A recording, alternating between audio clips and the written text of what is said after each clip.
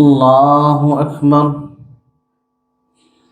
سبحانك اللهم وبحمدك سبحانك وتعالى. الحمد لله رب العالمين الرحمن الرحيم مالك يوم الدين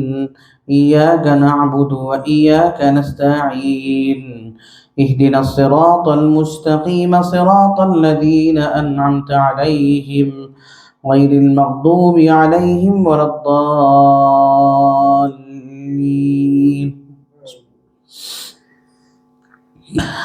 وإذ قلنا للملائكة اسجدوا لآدم فسجدوا إلا إبليس كان من الجن ففسق عن أمر ربه أفتتخذونه وذريته أولياء من دوني وهم لكم عدو بئس للظالمين بدلا. قال ألم أقل لك إنك لن تستطيع معي صبرا قال إن سألتك عن شيء بعدها فلا تصاحبني قد بلغت من لدني عذرا فانطلقا حتى إذا أتيا أهل قرية استطعما أهلها فأبوا أن يضيفوهما فوجدا فيها جدارا يريد أن ينقض فأقامه قال لو شئت لاتخذت عليه أجرا قال هذا فراق بيني وبينك سأنبئك بتأويل ما لم تستطع عليه صبرا.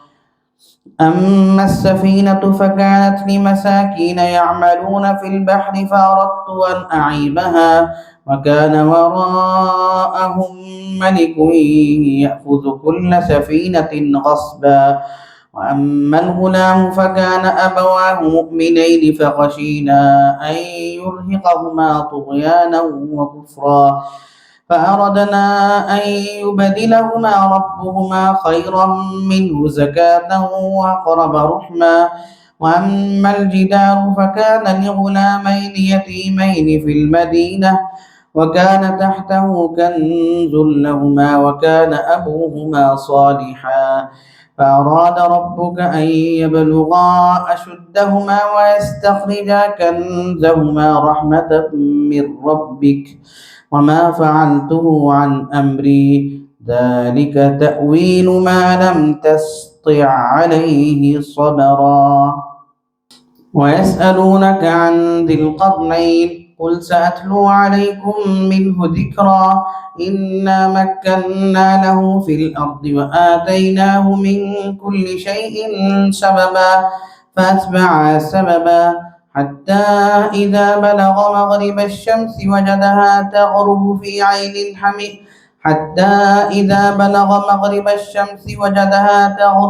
عين حمئة ووجد عندها قوما قلنا يا ذا القرنين إما أن تعذب وإما أن تتخذ فيهم حسنا قال أما من ظلم فسوف نعذبه ثم يرد إلى ربه فيعذبه عذابا نكرا وأما من آمن وعمل صالحا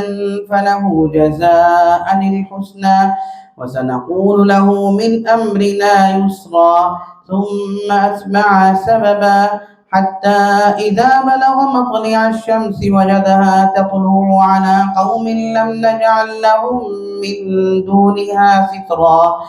كذلك وقد أحطنا بما لديه خبرا ثم أتبع سببا حتى إذا بلغ بين السدين وجد من دونهما قوما لا يكادون يفقهون قولا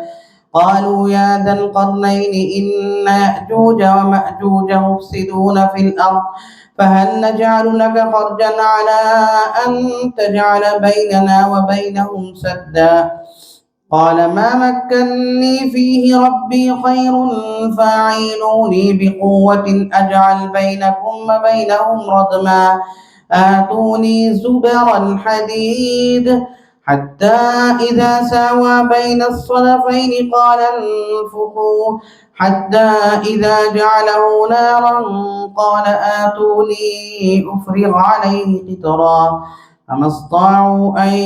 يظهروا وما استطاعوا له نقبا. قال هذا رحمة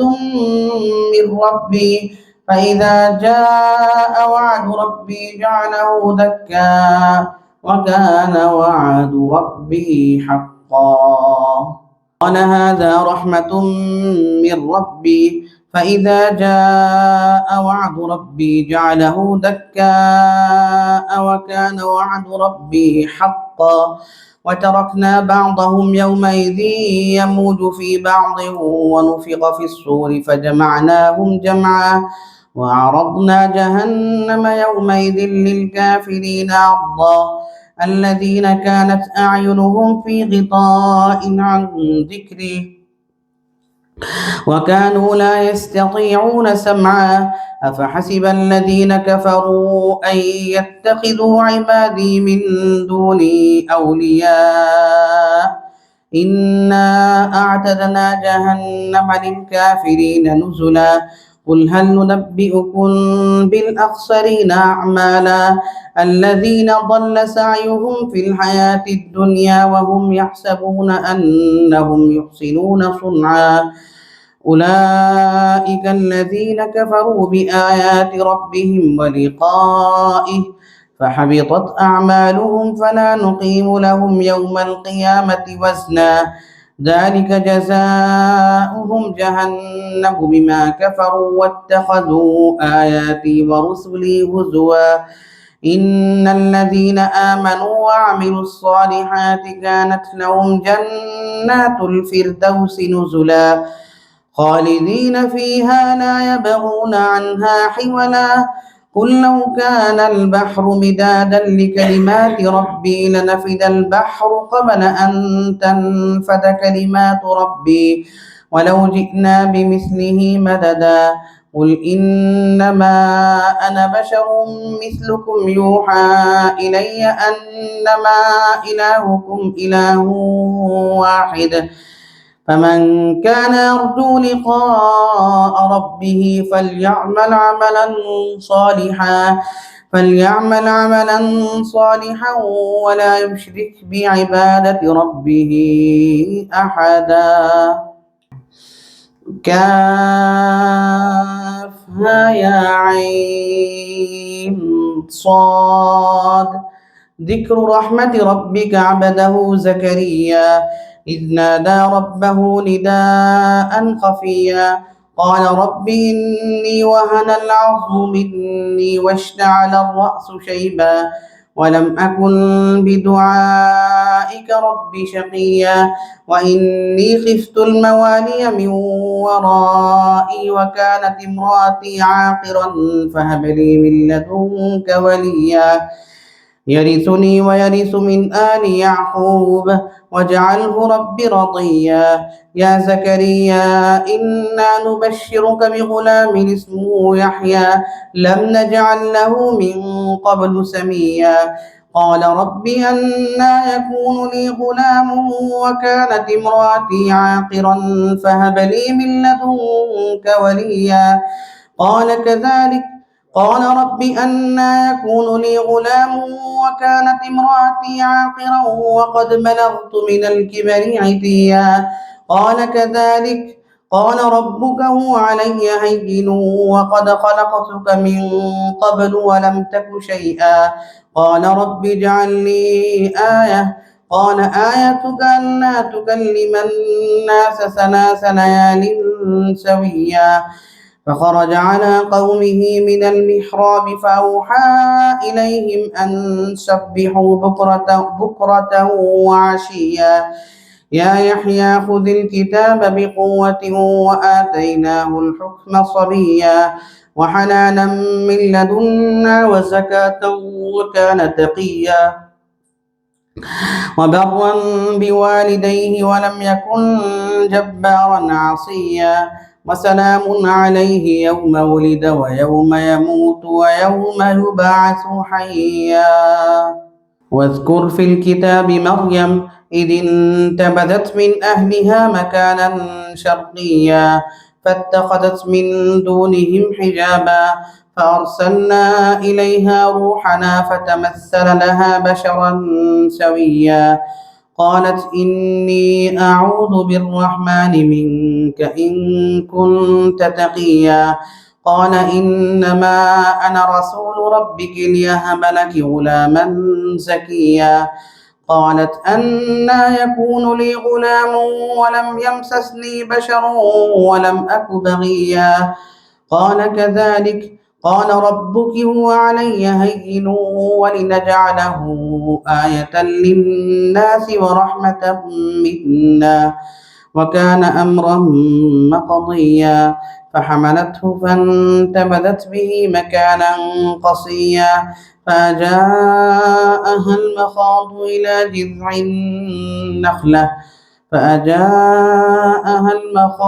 إلى جذع النخلة قالت يا ليتني مت قبل هذا وكنت نسيا منسيا فناداها من تحتها ألا تحزني قد جعل ربك تحتك سريا وهزي إليك بجذع النخلة تساقط عليك رطبا جنيا فكلي واشربي وقري عينا فإما ترين من البشر أحدا فقولي إني نذرت للرحمن صوما فلن أكلم اليوم إنسيا فأتت به قومها تحمله قالوا يا مريم لقد جئت شيئا فريا يا أخت هارون ما كان أبوك امرأ سوء وما كانت أمك بغيا فأشارت إليه قالوا كيف نكلم من كان في المهد صبيا قال إني عبد الله آتاني الكتاب وجعلني نبيا وجعلني مباركا أينما كنت وأوصاني بالصلاة والزكاة ما دمت حيا وبرا بوالدتي ولم يجعلني جبارا شقيا والسلام علي يوم ولدت ويوم أموت ويوم أبعث حيا ذلك عيسى بن مريم قول الحق الذي فيه يمترون ما كان لله أن يتخذ من ولد سبحانه إذا قضى أمرا فإنما يقول له كن فيكون وإن الله ربي وربكم فاعبدوه هذا صراط مستقيم فاختلف الأحزاب من بينهم فويل للذين كفروا من مشهد يوم عظيم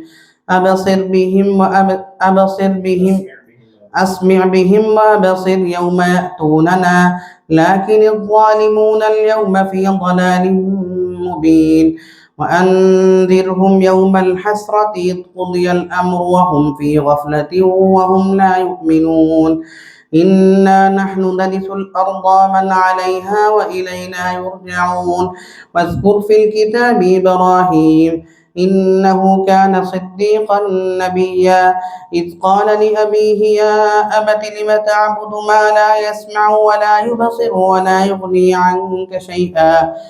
يا أبت إني قد جاءني من العلم ما لم يأتك فاتبعني أهدك صراطا سويا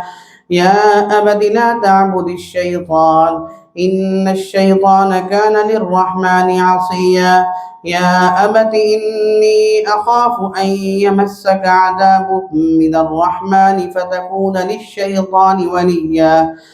قال أراغب أنت عن آلهتي يا إبراهيم لئن لم تنته لنرجمنك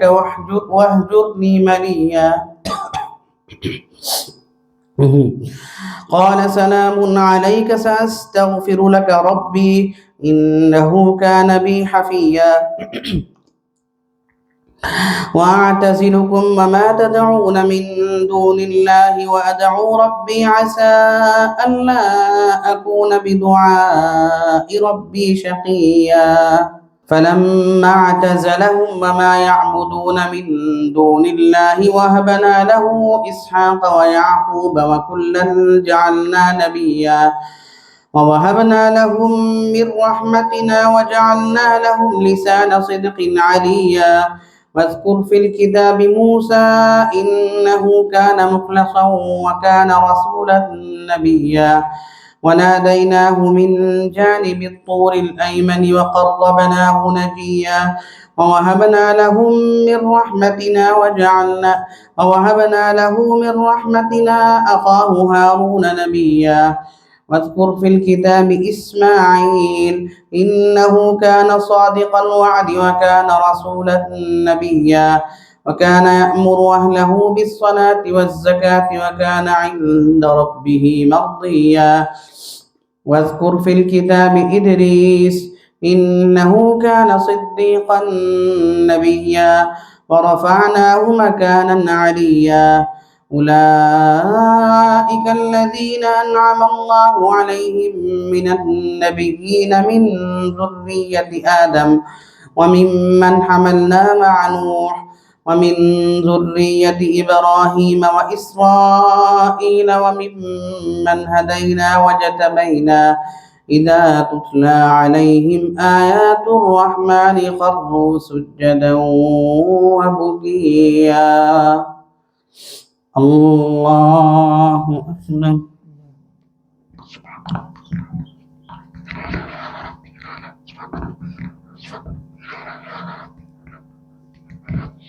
الله أكبر فخلف من بعدهم خلف أضاعوا الصلاة واتبعوا الشهوات فسوف يلقون غيا إلا من تاب وآمن وعمل صالحا فأولئك يدخلون الجنة ولا يظلمون شيئا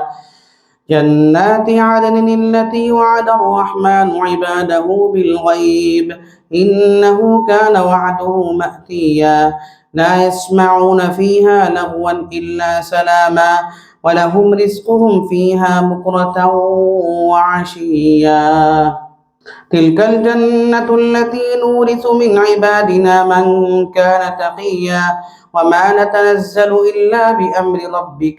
له ما بين أيدينا وما خلفنا وما بين ذلك وما كان ربك نسيا رب السماوات والأرض وما بينهما فاعبده واصطبر لعبادته هل تعلم له سميا ويقول الإنسان أإذا ما مت لسوف أخرج حيا أولا يذكر الإنسان أنا خلقناه من قبل ولم يك شيئا فوربك لنحشرنهم الشياطين ثم لنحضرنهم حول جهنم جثيا ثم لننزعن من كل شيعة أيهم أشد على الرحمن عتيا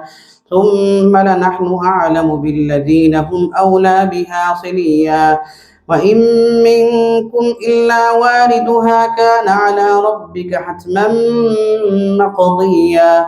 ثم ننجي الذين اتقوا ونذر الظالمين فيها جثيا وإذا تتلى عليهم آياتنا بينات قال الذين كفروا للذين آمنوا أي الفريقين خير مقاما وأحسن نديا وكم أهلكنا قبلهم من قرن هم أحسن أساسا ورئيا قل من كان في الضلالة فليمدد له الرحمن مدا حتى إذا رأوا ما يوعدون إما العذاب وإما الساعة فسيعلمون من هو شر مكانا وأضعف جندا ويزيد الله الذين اهتدوا هدى والباقيات الصالحات خير عند ربك ثوابا وخير مردا